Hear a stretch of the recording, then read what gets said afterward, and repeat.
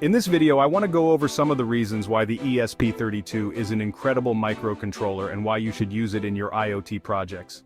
For starters, the ESP32 is very powerful.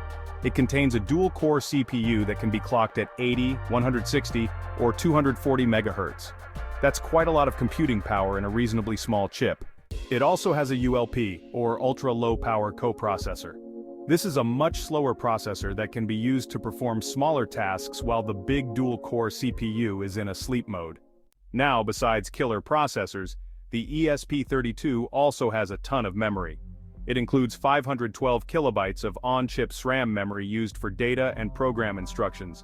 Besides this, there is also support for external memory, and depending on your board, that might be as much as 4 to 8 megabytes.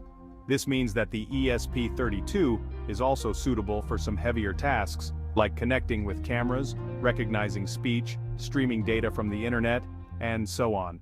But the biggest reason why I think this chip is so good is that it has built-in Wi-Fi and Bluetooth. So no need for additional radio modules like you would see on most Arduino boards. The ESP32 is just one chip with everything in one package.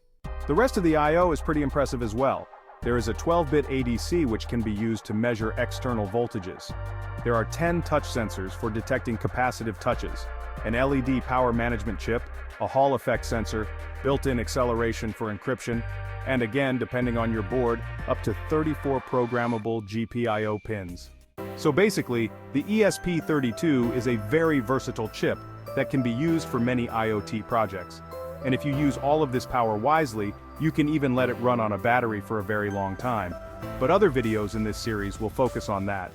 And finally, I want to mention that the ESP32 also supports the Arduino framework. If you know how to program an Arduino board, then you already know how to work with the ESP32. And it also implies that all of the Arduino libraries that already exist also work on the ESP32, a huge advantage. So if you are convinced by the ESP32, then check out the rest of the videos in this series for a deep dive into it.